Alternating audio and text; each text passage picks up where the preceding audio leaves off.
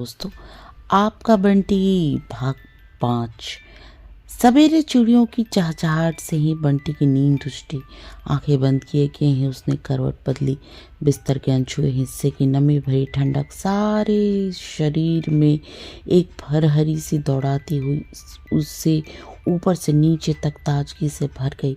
नींद की दुनिया से वह असली दुनिया में आया तो कल का सारा दिन एक क्षण को खुमारी भरी आंखों के सामने कौंध गया। पापा के साथ बिताया हुआ दिन और साथ ही ख्याल आया मम्मी का। मम्मी की उदास सूजी सूजी सी आंखें, बिना एक शब्द भी बोले उसे चुपचाप सुला देना। न एक बार भी उसके पलंग पर आने को कहा, न प्यार किया, न सारे दिन के बारे में कुछ पूछा। पर क्यों? और कल की बात के साथ ही कल का क्यों भी उसके सामने आकर खड़ा हो गया। उसने करवट बदली, अंधमुंदी आंखों से ही मम्मी के पलंग की ओर देखा।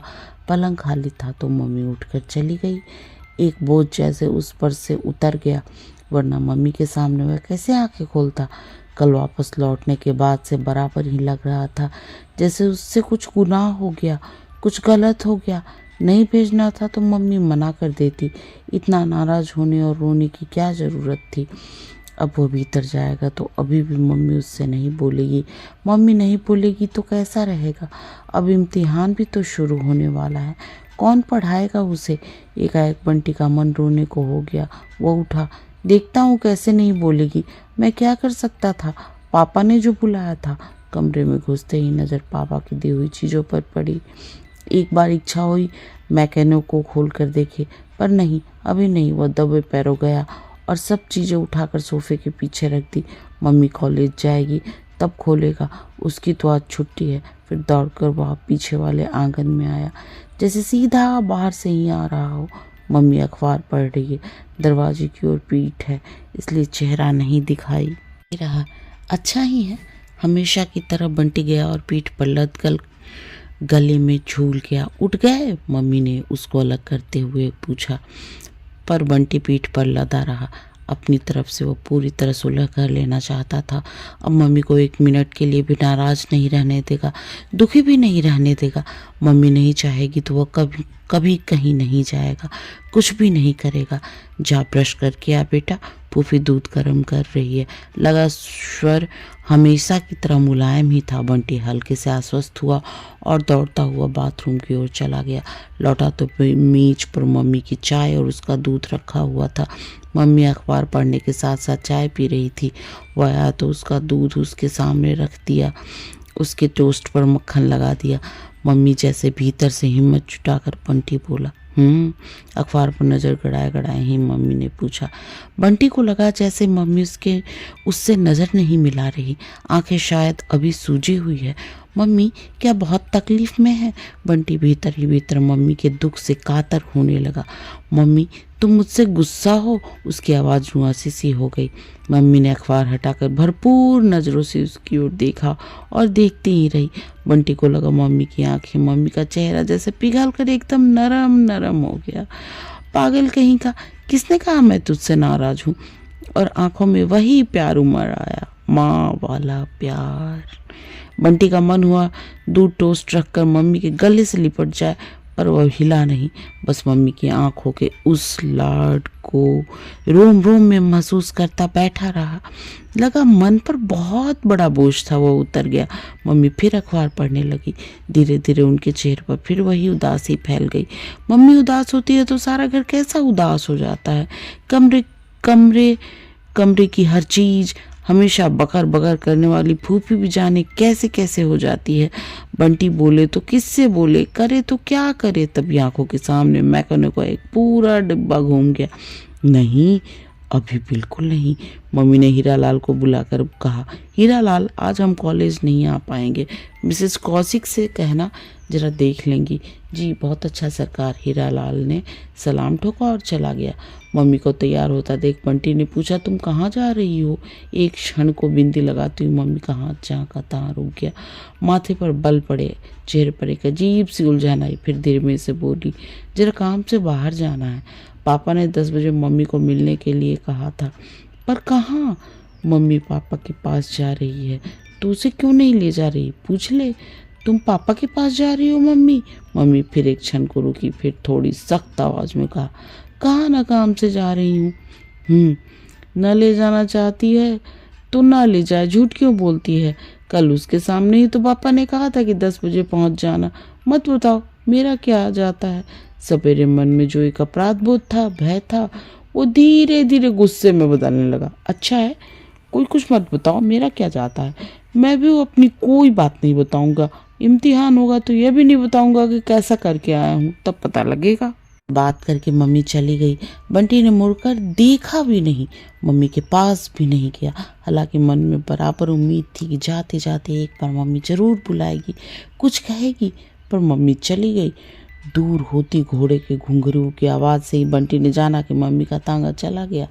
फनफनाता हुआ फूफी के पास गया। फूफी बताओ तो मम्मी कहाँ गई है? गई है भाड़ झोंकने। बंटी अवाक सा उसका मुंह देखता रह गया। क्या बक रही है?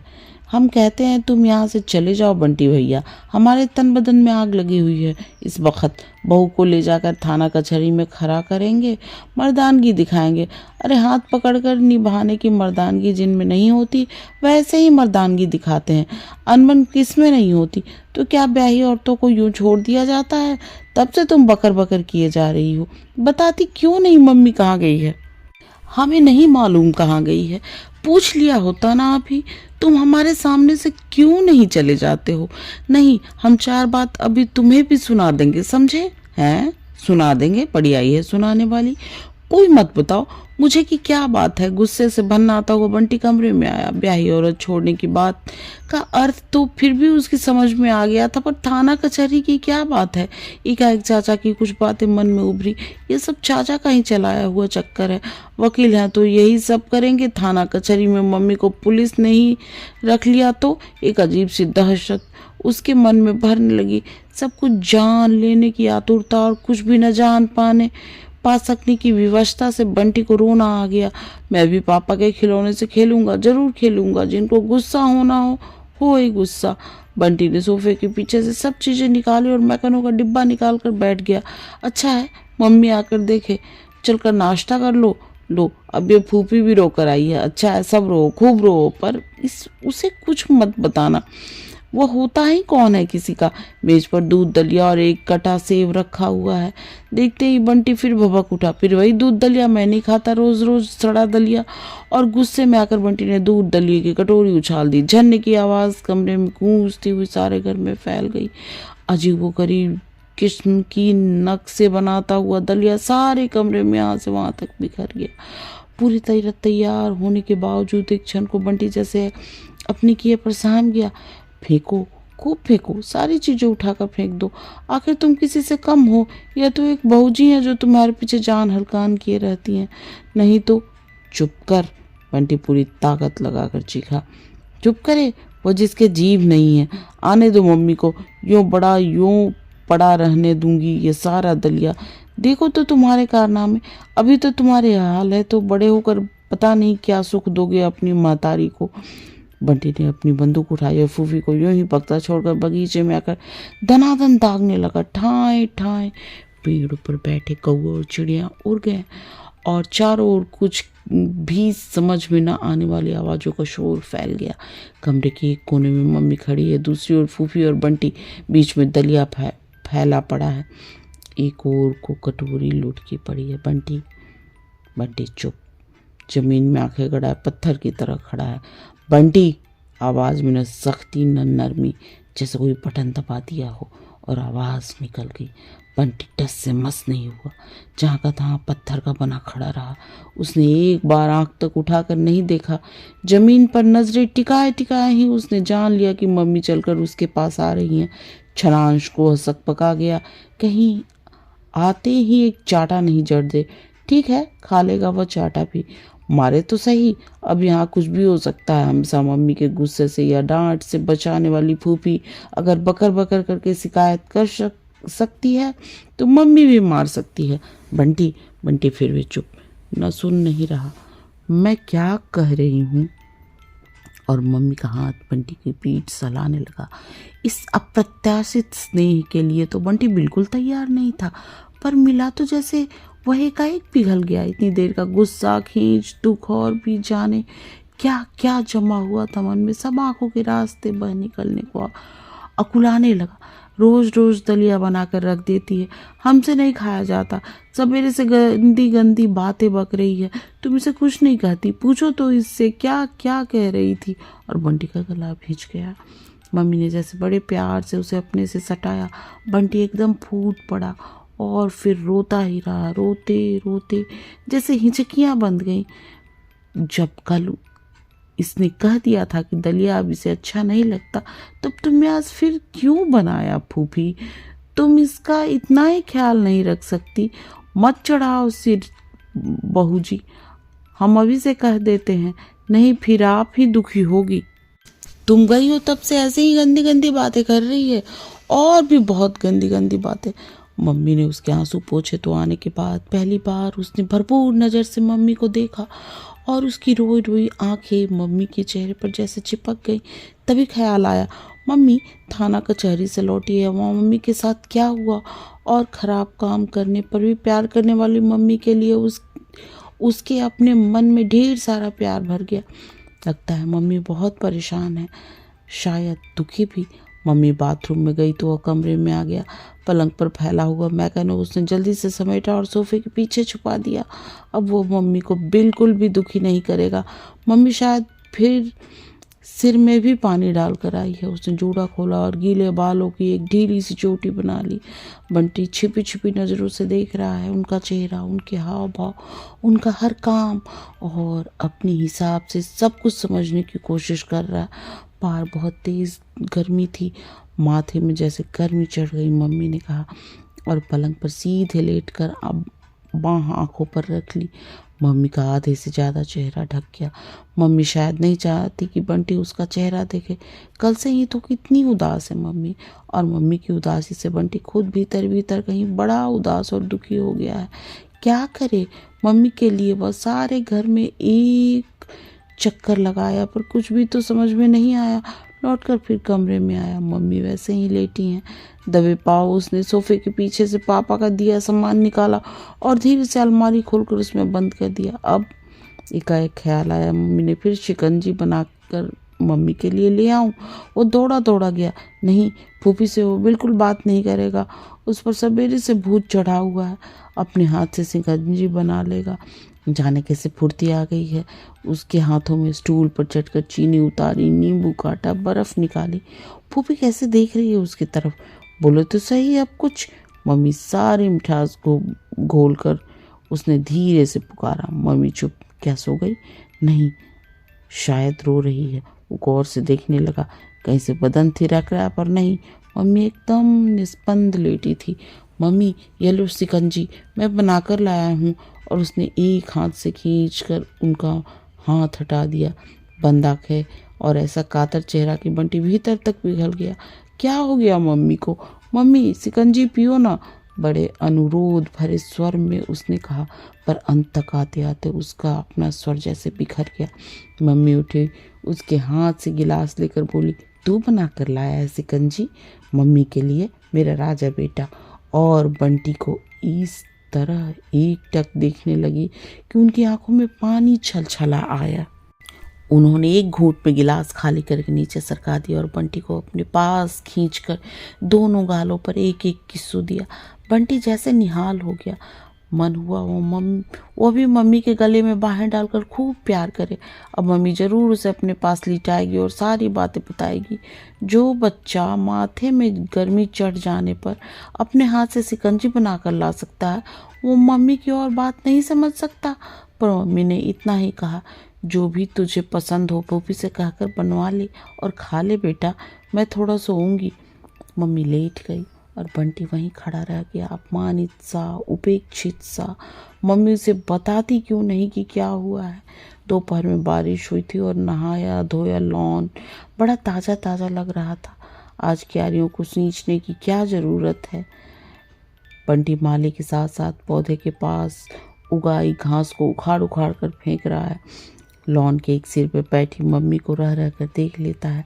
जब से मम्मी जागी है वो उन्हीं के इर्द गिर्द घूम रहा है, इस उम्मीद में कि शायद मम्मी कभी उसे बुला ही ले। या फिर शायद उसे कभी उसकी ज़रूरत ही पड़ जाए।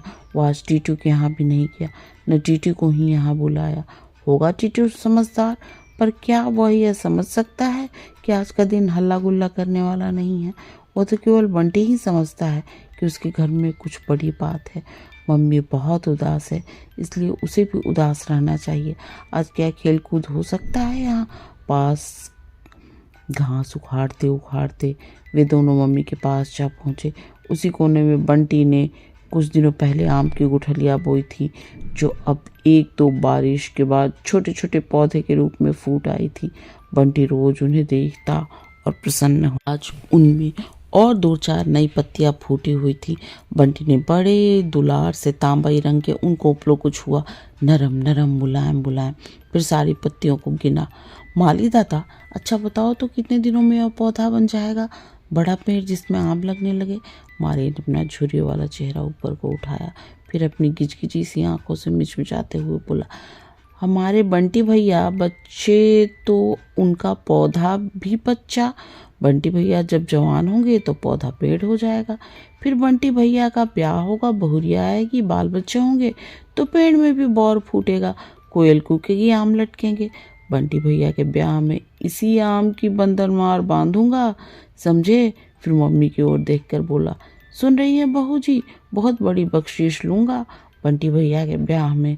आशीर्वाद दीजिए कि आपका यह बूढ़ा माली जिंदा रह जाए तब तक। धत, बेकार की बातें करते हो, बंटी झेप गया। फिर उसने छिपी नजरों से मम्मी की ओर देखा। एक बड़ी फीकी पर मोहक सी मुस्कान मम्मी के चेहरे पर लिपटी हुई थी। तो क्या माली की बात से मम्मी खुश हुई? बताओ ना, कब होगा यह पेड़? बताया तो, अब तुम नहीं मानते तो बहूजी से पूछ लो। आखिर क्यारी साफ करके माली हाथ झाड़ कर खड़ा हो गया। आप ही बताओ बहूजी, आम का पौधा बंटी भैया के साथ ही जवान नहीं होगा? मैं क्या झूठ बोलता हूँ? तुम बताओ मम्मी। और वो मम्मी की कुर्सी के हत्थे पर जा बैठा। यह बात भी शायद मम्मी और उसके बीच सेतु बन जाए। वो मम्मी से बोलना चाहता है, कुछ भी, किसी भी विषय पर।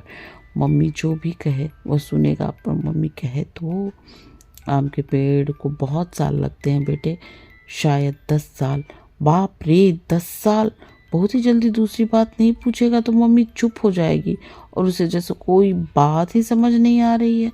बिना ज़रूरत तो जैसे सैकड़ों बात दिमाग में आ गई। और इस समय, अच्छा मम्मी, कुछ कुछ कहानियों में ऐसे पेड़ होते हैं ना जिसमें चांदी की पत्तियां होती हैं, न सोने के फल, फलों के अंदर मोतियों के दाने निकलते हैं।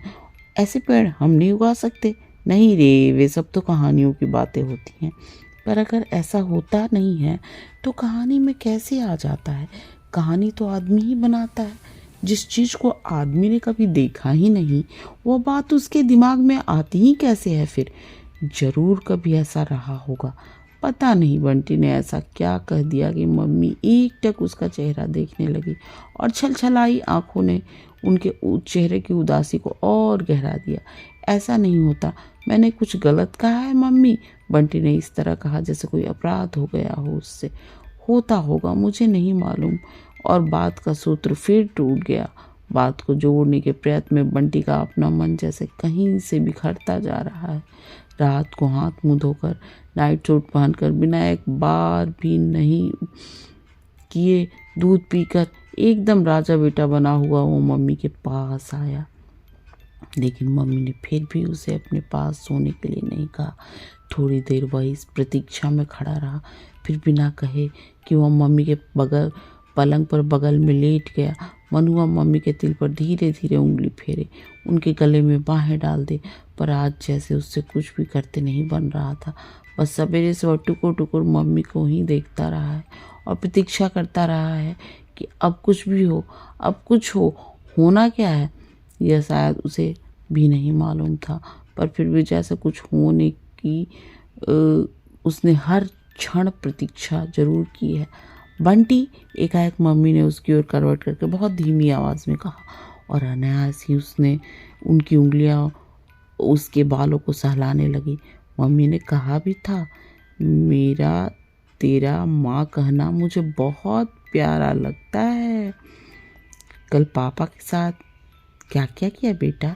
एक क्षण को बंटी समझ नहीं पाया कि कल की बात में से कौन सी बात बतानी चाहिए और कौन सी नहीं। कुछ नहीं, पहले पापा बातें करते रहे, फिर घुमाने ले गए, खिलाया पिलाया, चीज़ें दिलवाई और बस। बात से भी ज़्यादा स्वर और लहजे को सहज बनाकर बंटी मम्मी को यह विश्वास दिला देना चाहता है कि कल कुछ ऐसा नहीं हुआ जिससे मम्मी नाराज़ हो या दुखी। जब बाहर से लौट कर वापस आए और देखा कि चपरासी वापस चला गया है, तो मैंने पापा से कह दिया कि मैं यहाँ बिल्कुल नहीं रहूँगा, घर ही जाऊँगा मम्मी के पास। रात को मैं मम्मी के बिना नहीं रह सकता। और इतना कहकर बंटी ने बाँह मम्मी के गले में डाल दी। क्या क्या बातें करते रहे तुमसे? बहुत सारी, पढ़ाई की, खेल कूद की, दोस्तों की, कलकत्ता की। फिर एकाएक जैसे कुछ याद आ गया। वो बोला, पता है मम्मी पापा क्या कह रहे थे? और वो बहुत कोहनी के बल उठाया। क्या क्या कह रहे थे? तुम इस बार छुट्टियों में कलकत्ता आना, खूब घुमाएंगे फिराएंगे, छुट्टियां खत्म होने पर फिर वापस छोड़ जाएंगे। इस वाक्य से ही मम्मी को जड़ता एकाएक जैसे टूट गई।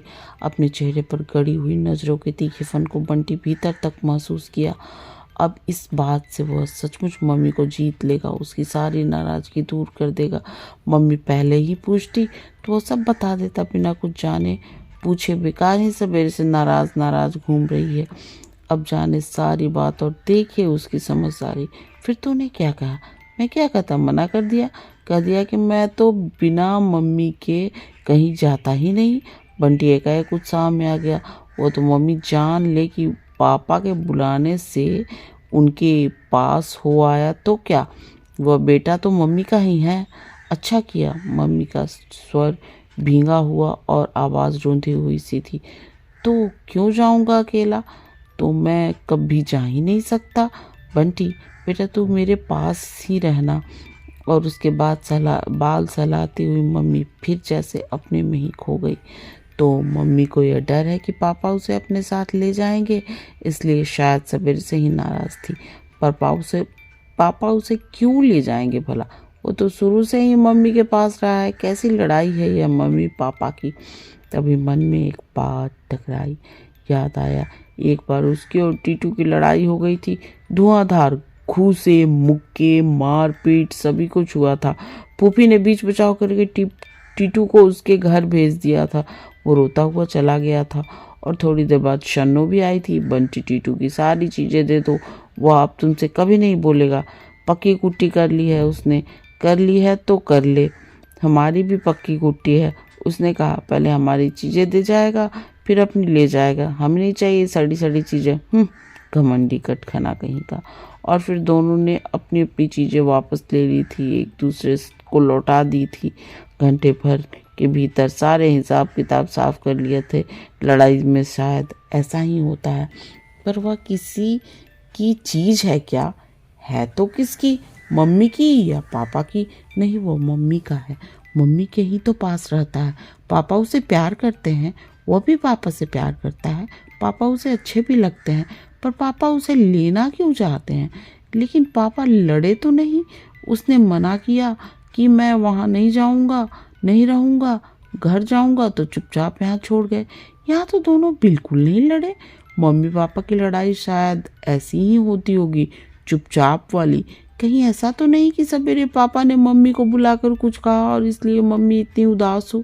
उसने एक बार मम्मी को देखा, फिर हिम्मत करके पूछा, मम्मी आज सवेरे तुम पापा के पास गई थी, वहाँ क्या हुआ? अब होने को बाकी ही क्या रह गया था। बस अब से तू मेरा बेटा है, केवल मेरा। भूल जा कि तेरे पापा। और मम्मी का स्वर भिज गया। उनसे फिर कुछ भी बोला नहीं गया। मम्मी के रूंधे हुए स्वर और आंसुआई आंखों के ने बंटी को भीतर तक दहला दिया। पर मम्मी के प्रति सारे लाड प्यार और उनके दुख में दुखी होने के बावजूद एक क्षण को मन में यह बात जरूर आई, पापा को वो कैसे भूलेगा? पापा तो उसे बहुत अच्छे लगते हैं। कि एकाएक मम्मी फूट फूट कर रो पड़ी, तकिए में मुंह गड़ा लिया। सवेरे से जिस आवेग को रोके बैठी थी, अचानक वह जैसे सारे बांध तोड़कर बाहर निकला। बंटी बुरी तरह सकपका गया। मम्मी को उसने रोता देखा है, पर उसके सामने कभी रोती नहीं। इस तरह तो कभी रोती ही नहीं। बंटी को कुछ भी समझ नहीं आया कि वो क्या करे, कैसे मम्मी को चुप कराए। और जब कुछ भी समझ में नहीं आया तो मम्मी के गले से लिपट कर खुद भी फपक कर रो पड़ा। मत रो, मत रो। धन्यवाद। भाग 5 समाप्त।